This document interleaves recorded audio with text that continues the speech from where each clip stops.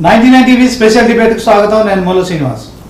563 పోస్టుల భర్తీకి Telangana public service commission నిర్వహించిన గ్రూప్ 1 పరీక్ష లీకేజీలు, పోస్ట్పోన్లు, కోర్టు కేసులు లాంటి అవాంతరాలు, అడ్డంకులు దాటి చివరికి హైకోర్టు డివిజన్ బెంచ్లో ఆమోదం పొందినట్టు అయింది. కానీ కొన్ని రోజుల్లో మళ్ళీ ఇదే వ్యవహారం సుప్రీంకోర్టు గుమ్మం తొక్కబోతుందనే ప్రచారం జరుగుతోంది.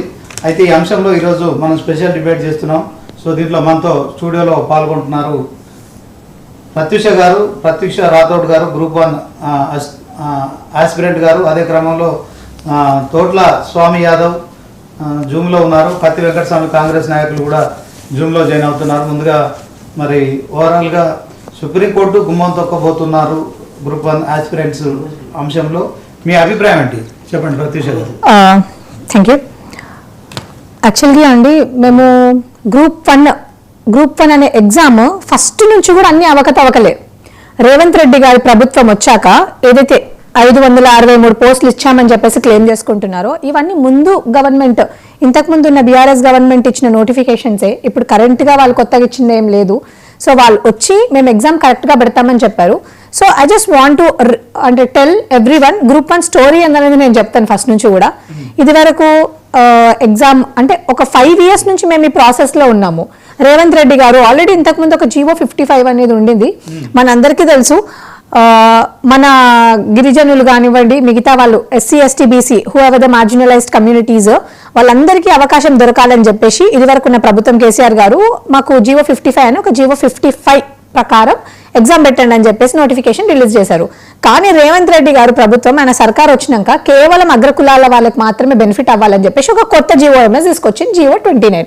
ఈ జీవో 29 గురించి ఇది తప్పు, ఇది అన్కాన్స్టిట్యూషన్, ఇది అన్ఫేర్ అని మేము చెప్పంగా కూడా మా ఇప్పుడున్న ప్రభుత్వం ఏదైతే ఉందో వాళ్ళు కనీసం చీమ కుట్టినట్టు కూడా లేదు వాళ్ళకి.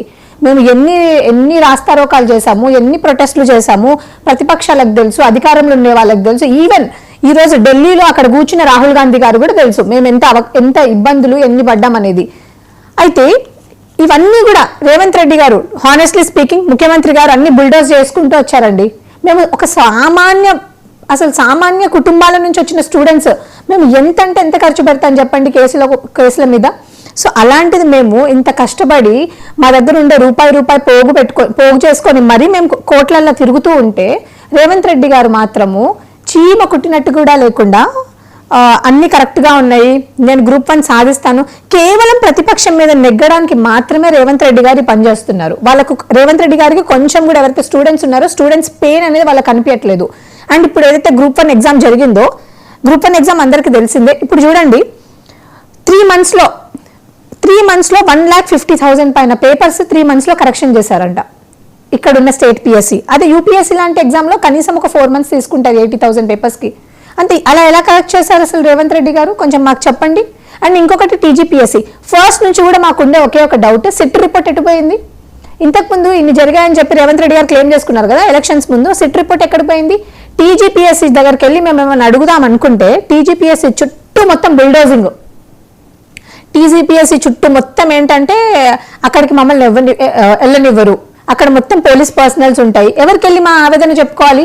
పోనీ ఏదైనా చెప్పామా అంటే మా పేర్లు రాసుకోవాలి, మమ్మల్ని ఇబ్బంది పెట్టాలి, ఏమనంటే హౌస్ అరెస్ట్ చేయాలి. ఇది రేవంత్ రెడ్డి గారి ప్రజాపాలన. అండ్ ఇంకొకటి ముఖ్యమంత్రి గారికి మిగతా టీజీపీఎస్సీ ఎవరైతే ఉన్నారో, టీజీపీఎస్సీ అనేది ఒక కాన్స్టిట్యూషన్ బాడీ సార్.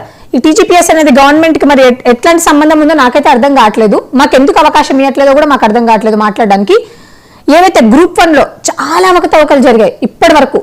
అయితే ఒక జడ్జికేమో అది కరెక్ట్ కాదు అని అంటారు, ఇంకో జడ్జి గారికేమో అది కరెక్ట్ అని అంటారు. అంటే ఒక జడ్జి గారికి తప్పు అనిపించేది, ఇంకో జడ్జి గారికి కరెక్ట్ అనిపిస్తుంది. మాకు జ్యుడిషియరీ మీద నమ్మకం ఉంది, నమ్మకం లేదనట్లేదు, మాకు జ్యుడిషియరీ మీద నమ్మకం ఉంది. ఇప్పుడు కూడా మేము ఒక స్పెషల్ లీవ్ పిటిషన్ అనేది వేస్తాం, సుప్రీంకోర్టుకి వెళ్తాం. ఎన్ని కష్టాలు వచ్చినా ఏమొచ్చినా కూడా ఈ రోజు వరకు మేము నిల్చున్నాము, ఇంకా కూడా ముందుకు కూడా వెళ్తాము. ఎందుకంటే న్యాయము ధర్మం అనేది గెలవాలి తెలంగాణలో. ఆ న్యాయం ధర్మం గెలిచిన రోజే దీన్ని ప్రజాపాలన అంటారు. అది గెలవని రోజు ఏం ప్రజాపాలన అవుతుంది? మా ఆవేదన అయితే రేవంత్ రెడ్డి గారికి కనిపించట్లేదు, ముఖ్యమంత్రి గారికి మిగతా మంత్రులకు ఎవరికి కనిపించట్లేదు. ఓకే మేడం, ఒకసారి కత్తి వెంకటస్వామి గారు కాంగ్రెస్ నాయకులు. Sir good afternoon sir. కత్తి వెంకటస్వామి గారు.